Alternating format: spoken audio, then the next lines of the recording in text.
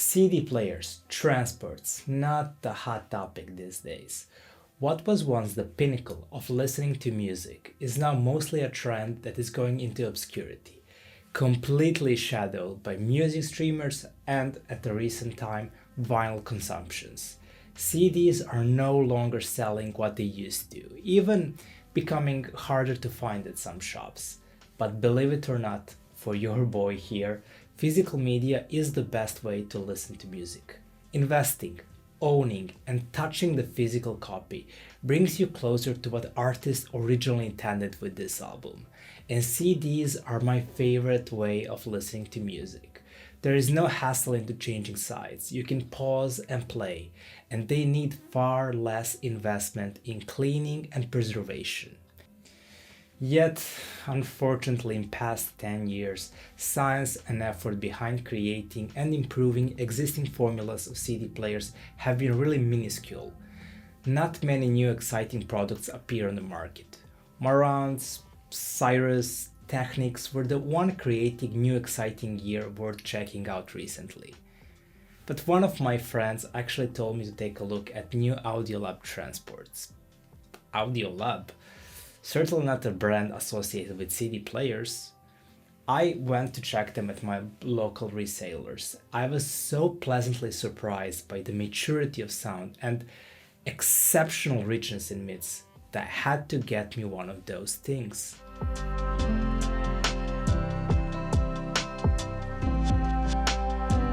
It is an incredible device. I can tell you that right now. The first thing which really grabs your attention immediately is how capable it is in resolving all the fine details in the sounds. The moment I hear all the details in drumming, the openness of vocals, I was amazed and my eyes opened like I never listened to CDs before. It opened my eyes and I was there in that moment to become old grumpy me telling how listening music via physical media is the only way to listen to music. And I am a bit old hat in that regard, as to me connection I have with my medium, both physically and emotionally, is always important to me while playing music. It is a ritual of audio-visual senses and me being part in the middle of that universe. Okay, I have gone a bit too far, but in short sentences, I was impressed with the CDt 9000, and expressiveness and openness is the first thing which initially grabs you. But it's not the only quality of Audiolab. It is the way that it compactionalizes a sonic spectrum to give it perception of depth and openness. It gives instruments a breathing space around them, as they become more airy and streamlined in their lane. It certainly benefits from having amp and especially speakers to complement its soundstage. And kind of like acoustic reflectors should also help with expanding the soundstage in your room. It is really lovely listen, which goes like a river, a very relaxing and a pleasant place to be, which flows from the source into a never-ending larger sea of tranquility and sonic love. So that Audiolab really gives this soundstage which is wide open with very rich dynamics. When the snare hits repeatedly, it feels so full in real right next to you, and mix that with hits, cymbals, and all of that presence and texture is right in front of you. And all of them have a space, and none of them is pushing each other or combining into a muddy mix. Vocals spread out with timbre, it truly have this almost like reverby feeling to them. There is a breath and afterglow happening to help it feel the more presence of vocals. This is all done with the soundstage a bit bright, while not punchy or forward. I can definitely sense that the treble have been detailed enough to expose all these fine dynamics to reach surface. Detail-wise, for detail peepers, they might feel a bit disappointed here as the sound is mostly restrained, but yet, even though it's bright, I think it's closer to natural. One of the records I listened to try to see how much gear separates instruments and vocals and how it resolves detail is OPEF Damnation. It is such a lovely record, and it was produced with such a love by a great wizard, a prog prince, Steven Wilson. He is one of the best producers of 21st century and have worked with the many legends in rock sphere. And the reason why this record hits this Audiolab sonic characteristics so much is its demeanor and nature. It is a very soft record with wide soundscapes of texture, details and instrumentation, followed by a phenomenal voice of Mika Leckerfeld. This is a traditional prog played by a very technical death metal musicians, so that means presence of drumming and guitar is going to be at focus. And as such, production and mixing have separated every one of those characteristics in a place, giving them definition and presence. And it truly does. Bass, guitar, drums, electronic textures and sonic passages. You can notice their role in the sonic stage. You can definitely feel them with authority driving and leading the song. It is all open and present, with Mikael's vocal having this lovely timbre. It is a treat to listen to this album until eternity on this CD player. Second record I want to talk about is the one with more verve and dynamics and punch. It is a David Sylvain and Robert Fripp's Damage Live. It is one of my favorite live recordings. It is a collection of jazz and rock musicians doing their best to outplay each other and yet to work as one team in this big whole. There's a lot of distorted guitar and heavy drumming and tempo that goes up and down. Furiosity and galloping of instrumentation comes with a large expanse of dynamics and presence. It is a record that I love because of that. The furiosity and yet dynamically sharp, into driving me to tap my hand and enjoy the rhythmics. Now that I have explained the sound as best as I can, I realized that Audiolab could not resolve enough, at least not how some other players are doing that. And while still there were a great presentation of soundstage, I kinda miss a little bit more of that punch and drive. It is strange to say that, as it was not bad, it was just once that you have tested something with more class, it is hard not to compare. But there were a great separation and great soundstage, and David's vocals were great, but missing maybe a little bit more weight.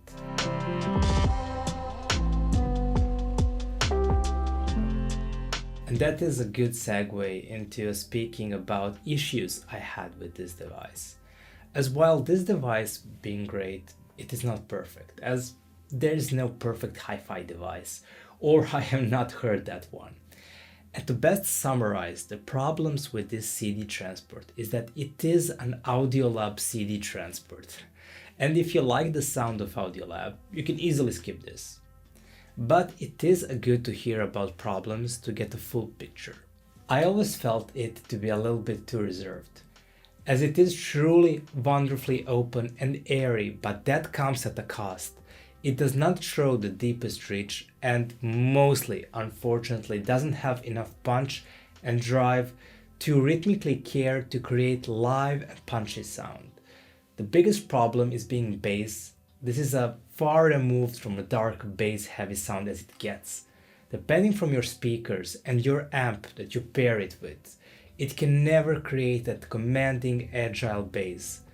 Bass was there and it had textures, but it doesn't have that oomph or strength to really move you and for you to feel it.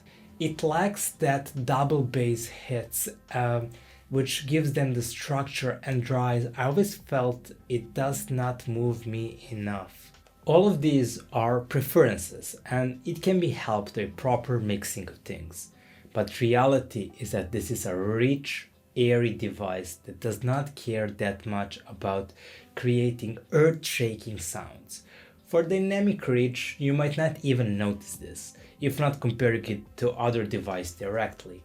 So for many it might not even be a minus.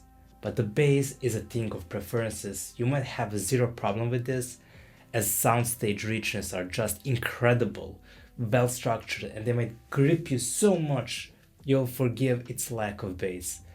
But for someone that bass is paramount, that person might look in a different direction. As this being a transport, it needs external DAC so it can become a CD player. So if you have integrated amp or external DAC, you are connected to open the gates of this wonderful device. And great thing from separates like this is that if you bring them together and if you bring them an equally talented company, they will grow together in one beautiful union.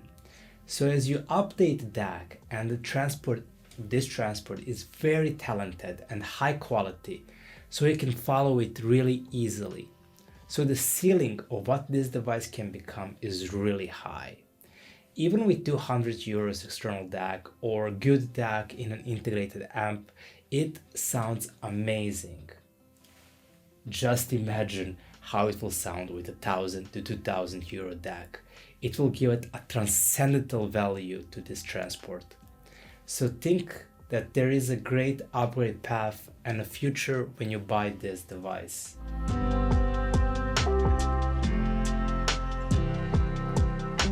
There are not many devices in this price range that offer this much. But I will give you few recommendations which I will base on the price range that can work as a sort of like alternative to this device. If the price of Audiolab 9000 seems too much, but you want the sound of that Audiolab, Audiolab 6000 CDt is best by the value that you can get in this price range. It is astonishing.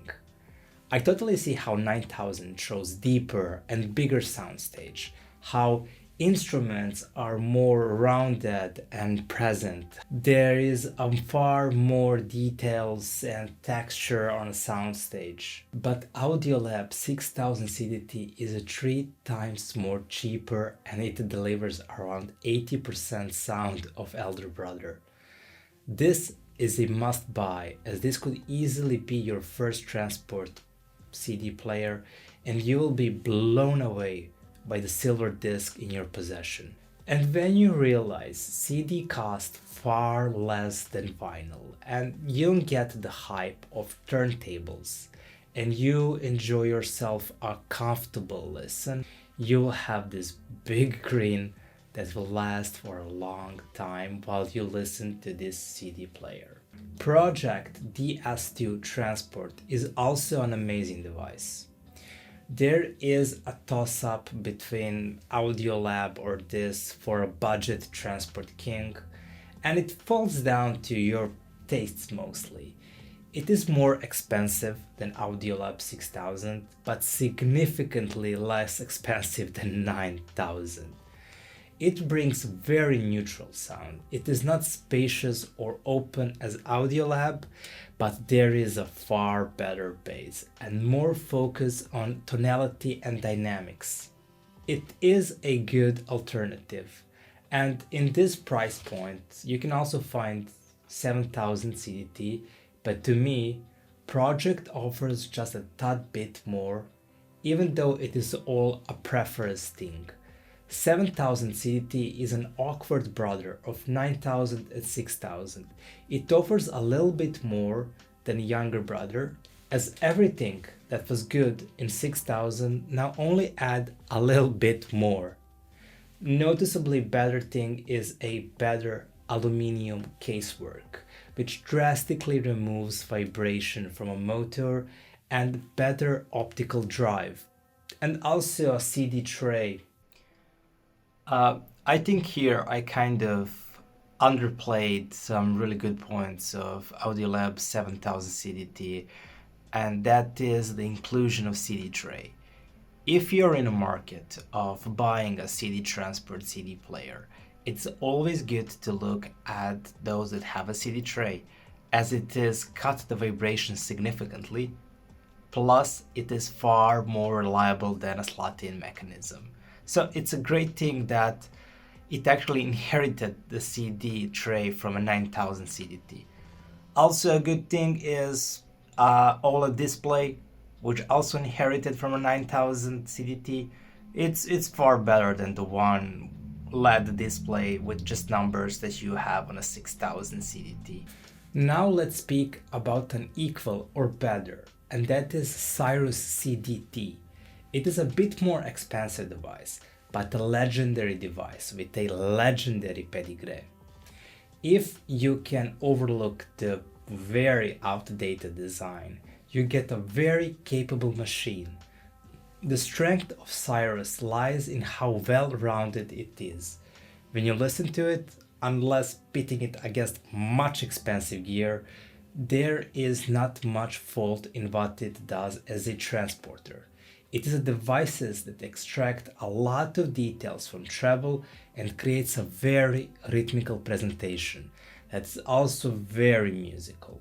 Indeed, musical, as it just creates an atmosphere of lovely waves of dynamics and details that makes you want to rise up and dance. It just waves all these elements together fantastically. And you can already see what better qualities Cyrus have compared to Audiolab. It is more rhythmical, punchy, and live CD transport.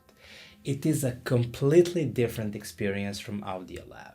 But there are points in Audiolab presentation that outclasses Cyrus. And you can guess right away what they are. Scope, separation, openness, and soundstage. It is hard to beat Audiolab in this level at this price point. So the device which fits your needs better will be the device which is better. Weigh these qualities, sip on a tea, meditate, and choose the right one, as there is no wrong answer here. Both of these devices are amazing. One is airy, soundstage is big, it is open, and the other is musical, lively, and punchy. Just choose whatever it fits your needs the most.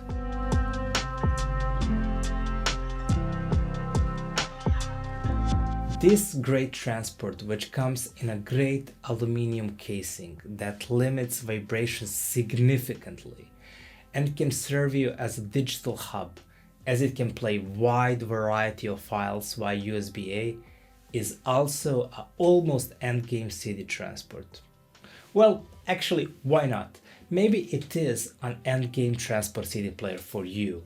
Its upgradability and have an incredible ceiling. As your external DAC grows, so does the quality of the music it reproduces. Pair this device with 2000 euros DAC and you get a device that crushes everything in its path. Why wouldn't that be your endgame CD player? Its scope, separation, soundstage is so incredible and music just flows around you, giving it feeling of sonic bliss and characteristics that can give you hours and hours and hours of listening sessions without even the slightest fatigue. So please listen to this amazing device and hopefully you will be amazed as I am, and it will give you a whole new life to your CD collection, which will revitalize all the fun memories you had when acquiring them. Thank you for watching this.